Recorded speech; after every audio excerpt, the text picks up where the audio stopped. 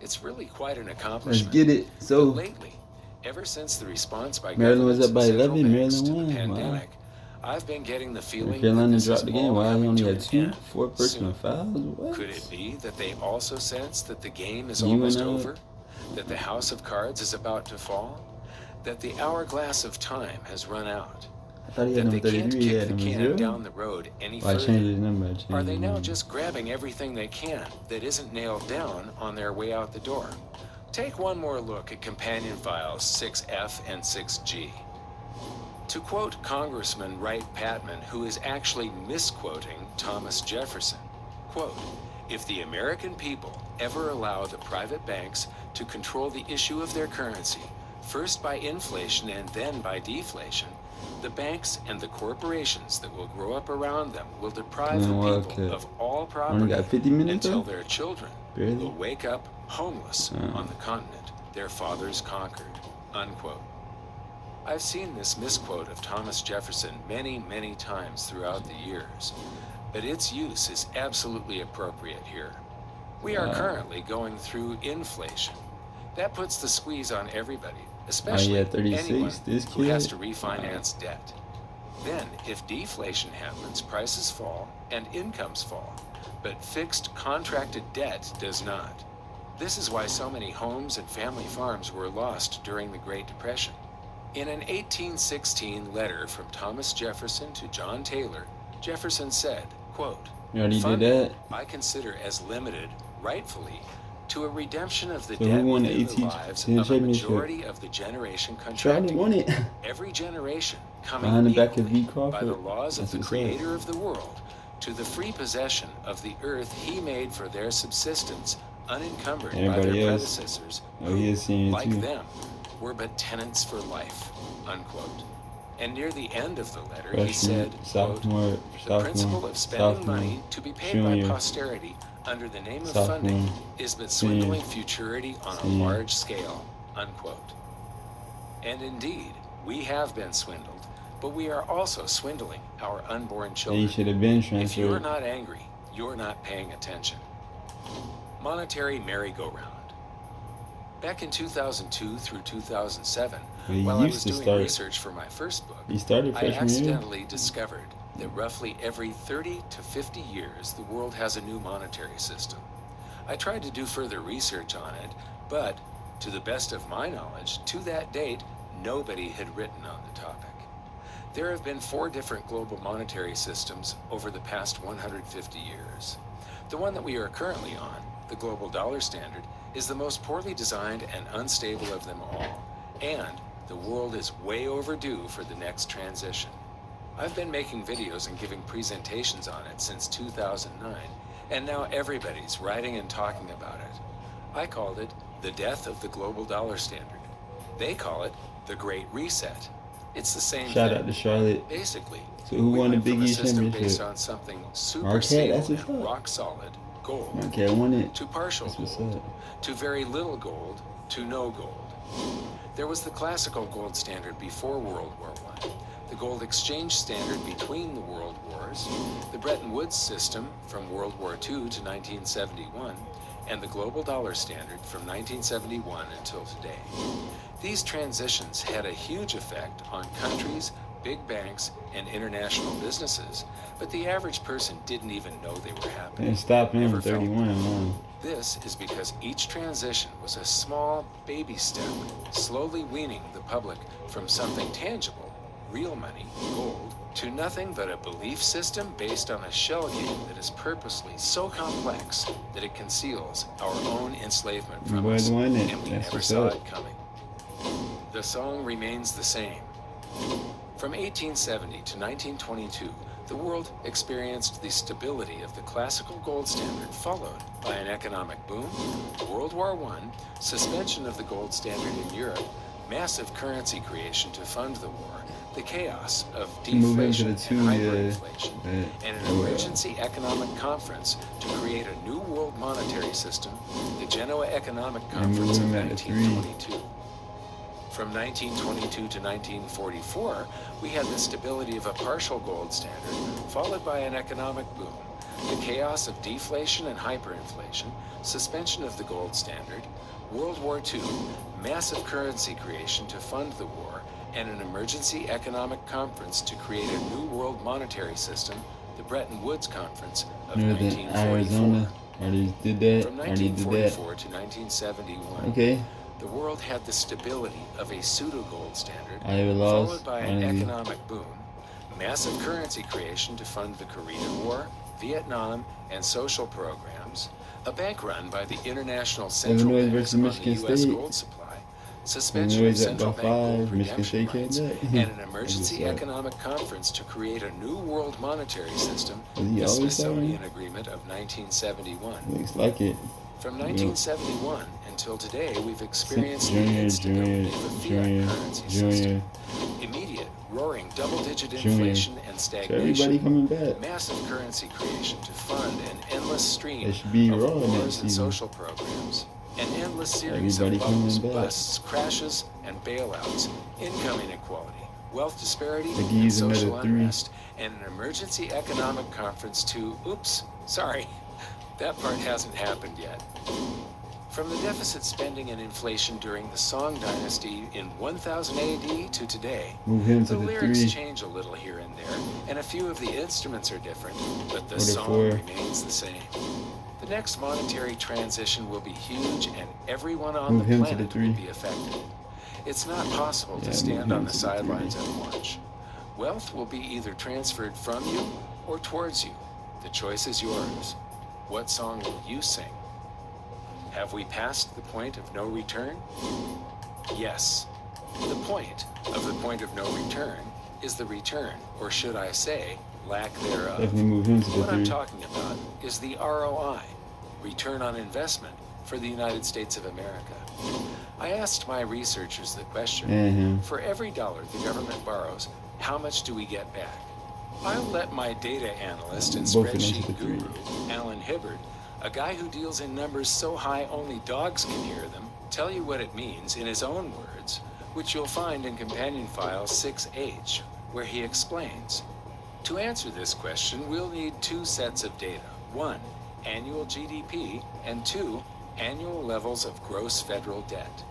We combine these 2 sets into a single set using the formula impact is equal to the 5-year change in GDP divided by the 5-year change in GFD. We choose a 5-year change to Championship smooth matchup, the that's what's up. volatility that results from choosing smaller time So Big periods, 12 although the resulting trend won is the this same. game. As an Oklahoma example, getting blowed for the out. data First half, point did they year come back? 2020, the impact of each additional dollar of federal debt is equal to the change in GDP You from missed that one? 2015 to 2020. The 5-year change divided by the Yeah, change in man. GFD during the same time period. The elaborate equation results in a ratio of 0.31. How do we interpret this result? This means that the economy grew by only 31 cents for every additional dollar of federal debt during the 5-year period from 2015 to 2020. If the federal government imposed a 100% tax rate on all people and businesses, it would collect 31 cents of revenue for every dollar spent. That's a path to bankruptcy, unquote. If you didn't understand that, don't worry about it. He's a really smart guy, and the work he's done here has been checked and rechecked. I wish his numbers weren't right, but they are, Alright. and this is really bad news. If you Kansas refer to State got companion upset, file wow. 6I, you will see that in the 1950s, for every dollar of federal debt we took on, we would get back $6 to $8 of economic growth. Only 5 Since attempts. 2008, Wow. we've averaged around 50 cents or so. Let me ask you something. Straight. If this were a business you were invested in, would you keep on funding it? Or would you cut your losses and run? We passed the point of no return in the crisis of 2008. That was the last chance we had to turn the ship around and return to a stable and moral system, but we didn't. Ben Bernanke and the rest of the Keynesians sent us down a path to the point of no return. The warning signs were there, but they were not heeded, and now here we are. To quote the great economist Ludwig von Mises, there is no means of avoiding the final collapse of a boom brought about by credit expansion.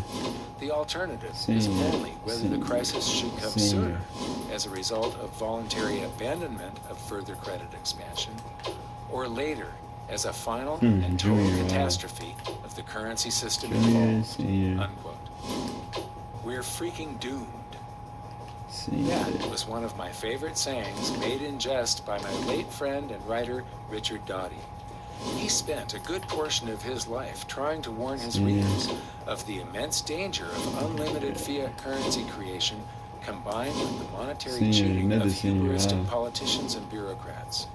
Richard was easily the funniest guy in economics. For the Big Even Ten with his championship, amazing humor Big and 12. wit, he became exasperated to realize that, besides the Conference choir he was championship, already Big West. preaching to, nobody was listening. If you haven't yet joined the choir, allow me to revisit the condensed version of the gospel for you right now. These words came from chapter 1 and are so important that I'm going to repeat them again. Quote, expansion of the currency supply equals devaluation of the currency, and devaluation of the currency equals inflation of prices. Thus, a society that uses fiat currency is doomed to long-term inflation, while one that uses money instead of currency is completely immune to it. Unquote. It's that simple, and history has proven it to be true time and time again. We passed the point of no return in 2008 by ignoring the need to reestablish a system based on real money. And now, as far as this system goes, we're freaking doomed. Last year in the March Madness. Yes, the Come back and economy win may it be doomed. when they conference We tourney. can't borrow our way to prosperity. So, But the good news is that now you already have the did that. ability to determine for yourself Already did that. whether you personally are doomed or not. Next, the last time around. shout out to Western Michigan. Chapter 7, Enormity Squared. The 70s. In trying to think of an analogy for the performance of gold and silver in the 70s, what comes to mind is a great asset race between stocks, real estate, gold, and silver. If those assets were horses, which one should you have backed? To get the maximum payoff, let's bet $1 on every asset when each asset is at its lowest price of the decade, and then we'll see what we would have collected when all 4 assets crossed the finish line in January 7-1, 1980. 6-11. The chart in companion 6-6, file 7A yeah. actually illustrates this. Gold began our race at $34.75 per ounce in January 1970, then ran all the way to its $873 per ounce high on January 21st, 1980. That gives an astonishing payoff for gold of $25.12 per $1 bet, basically 25 to 1. Freshman. Silver started at $1.27 and remained in the single digits for most of the decade before making its move late in 1979 during the home stretch of our great asset race. And boy did silver take off, literally leaving the field in its dust and hitting the finish line at $52.50. Every $1 bet paid a whopping $41.27 profit. A $100 bet would have returned more than $4,000.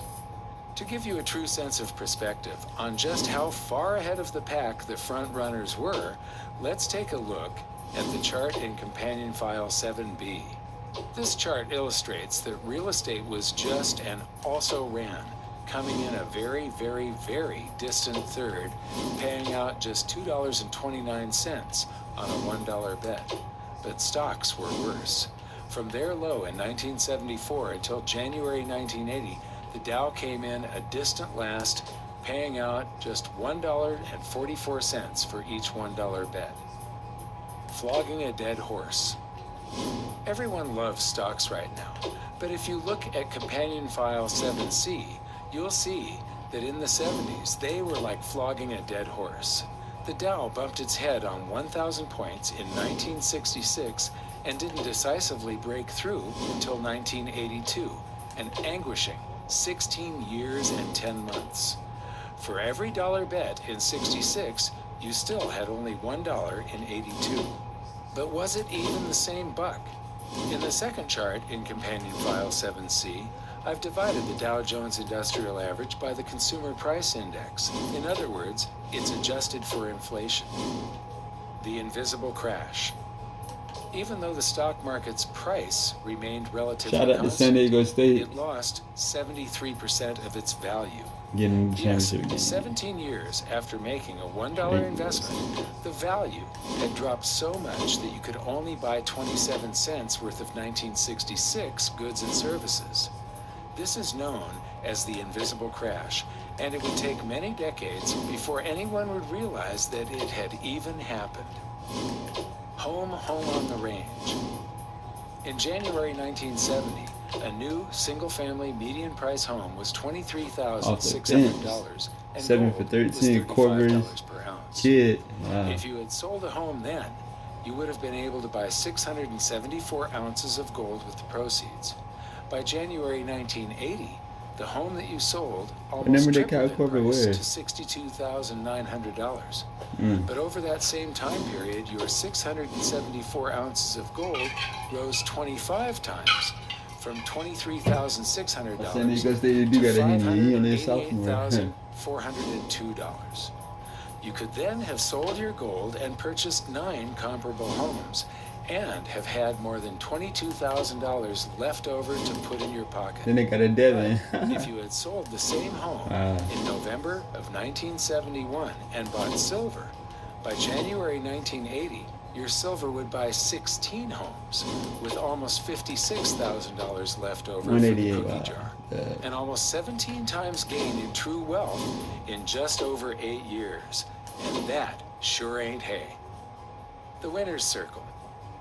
Throughout the 1970s, nothing, and I mean nothing, enjoyed the astronomical gains that precious metals delivered. But, like the song says, baby, you ain't seen nothing yet. The powerful forces behind the great gold and silver rush of the 21st century are gathering strength day by day, so I've placed my bets on gold and silver to win. The great asset race we just used as an example is real, and it is happening again right now. Then versus now. So now let's explore the vast differences between the 1970s gold and silver rush and the great gold and silver rush of the 21st century. Because if history always repeats but with little twists, it is understanding those little twists that can give you a glimpse into the future. The transformations we've witnessed over a mere 5 decades are absolutely astonishing. So who won the Pac-10 championship? And I believe these are the factors that will cause gold and silver to soar to unimaginable heights. Arizona State We're going to look at how the available supply has changed, the alleged price suppression and how it compares to the price suppression of the 60s and 70s, the number of people who were able to purchase precious metals back then versus today, the development of what I call the investor mindset, the dramatic difference in the amount of wealth per person of then versus now, and the differences in access to information and the ease of making a purchase. Armed with this information, you'll see why gold and silver are different from all other investment assets. There's no easy stuff left. In the previous chapters, we talked about some of the things that governments and central banks around the world have done to the global economy, which I believe will cause the demand for gold and silver to rise exponentially. But what about the supply? Back in the 1960s and early 70s, there were few gold miners. The Bretton Woods monetary system mandated the price of gold, holding it artificially low at $35 per ounce until August of 1971. As for silver, its price had been suppressed until 1965, simply because the face value on silver coinage specified a price of $1.29 per ounce. Old U.S. silver dollars contained 0.7734 troy ounces of silver. Therefore, it took a little less than 1.3 silver dollars to equal 1 troy ounce. If the price of silver exceeded that, then the coins were more valuable if they were melted down and poured into bars. This is why the silver was removed from U.S. coins in 1965. It was to keep U.S. coinage in circulation. By replacing our silver money with currency, tokens made of worthless base metal, it removed the profit motive. This prevented the public from melting down all of the US coinage and selling the silver for a profit. It's all part of something called Gresham's Law. Alright, that's what Silver it and is. gold are commodities which are priced in paper currency. If you expand the currency supply, Florida laws, lowering that's the what's up. currency's purchasing power, but simultaneously do not allow the price of those Senior. particular commodities to rise, then shortages will develop. It's guaranteed. There is no other outcome. If the price of something is held Started off where artificially you- low, then it's not profitable to produce. Mr. Basketball, If it's not Arkansas. profitable to produce, then nobody will produce it. Until August 15th of 1971, the Bretton Woods system had fixed Coulda the went to gold Arkansas. price at $35 per ounce. This artificially suppressed demand. So when President Nixon ended the Bretton Woods system, the price rose, which increased investment demand, which caused the price to rise further. New miners came out of the woodwork. Everyone wanted in on the new gold and silver rush. Since then, mining activity booms when prices rise, but goes bust in bear markets. As the great gold and silver rush of the 21st century unfolds, explorers and position developers will 29. once again proliferate. Position Or 26. will they? These endeavors are capital intensive and seldom rewarded. The path from discovery to production took 5 to 8 years in the 70s. Now, it's more like 10 to 20 years. The cost of these projects has also ballooned to the hundreds of millions, if not billions of dollars. And that's for the deposits that are easiest to reach, have the highest grades, contain the most ounces, and are located in politically favorable jurisdictions, all of which limits where miners will even go.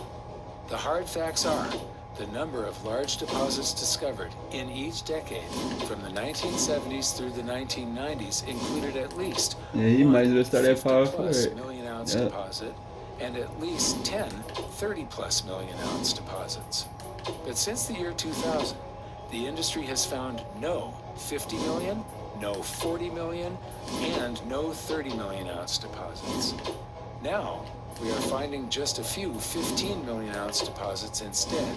In fact, it's becoming increasingly difficult to find a deposit of just 1 million ounces or So more. he never started? In Well, he did say he 2018, started 10 Gold Corp games. Yeah, Chairman did say. Ian Telfer predicted that, What happened? quote, "We're right at peak gold here," unquote.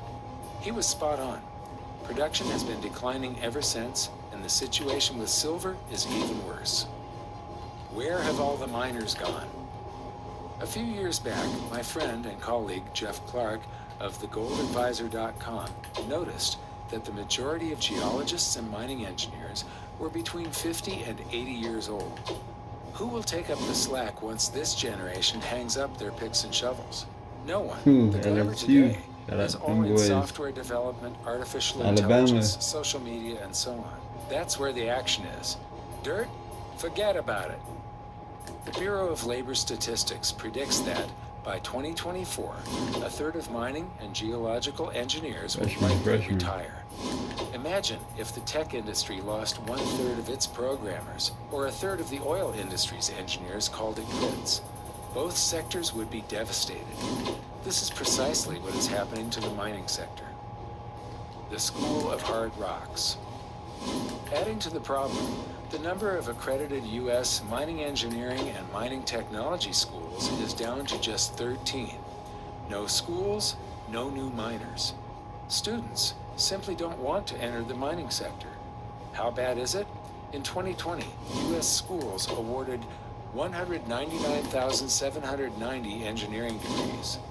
The number of these grads who were mining engineers was 327. That's 0.16%. To summarize, when demand for gold and silver surges, there won't be enough new ounces to mine, nor enough miners to dig them up, nor enough schools to educate a new generation of miners. In short, it's virtually impossible to fill the future demand, at least at today's prices. Alright. Something's got to give, SEC and that championship something matchup. is price. Manipulation. As I said earlier, before 1971, the price of gold was held artificially low at $35 per ounce. This created a shortage at the same time that demand exploded when gold became freely traded and was allowed to find its true market value. Today, the price manipulation continues, but this time it's the big investment banks that deal in the precious metals markets, also known as bullion banks, particularly JP Morgan Chase. They do it by buying and selling precious metals futures contracts, which are also known as paper gold and paper silver, and which can be created in unlimited quantities. But manipulations are slowly coming to an end. In 2020, Morgan was forced to pay a whopping $920 million fine. Two traders at Deutsche Bank were sentenced to a year in prison each, and in 2022, two JP Morgan traders were found guilty of gold price manipulation and are awaiting sentencing. However, those were all penalties for manipulating short-term price fluctuations, basically stealing from the opponent who took the other side of the trade. But now, it looks like the long-term price suppression is also coming to an end. The chart in companion file 7D is from the quarterly report on bank trading and derivatives activities for the first quarter of 2022, and it seemingly shows a sudden, huge spike in precious metals derivatives contracts taken out by the big banks, mostly JP Morgan, of nearly $1.5 trillion for the first quarter of 2022. But that's misleading. What is actually going on here is that the Office of the U.S. Comptroller of the Currency, the OCC, is forcing these banks to give us an honest accounting and disclose their actual positions. That big tall bar at the end of the chart is just a change in accounting. To quote one of the footnotes in their report, note, beginning January 1, 2022, the largest banks are required to calculate their derivative exposure amount for regulatory capital purposes using the standardized approach for counterparty credit. Under the SACCR, gold derivatives are considered precious metals derivative contracts rather than an exchange rate derivative contract, resulting in an increase in precious metals derivative contracts compared to prior quarters.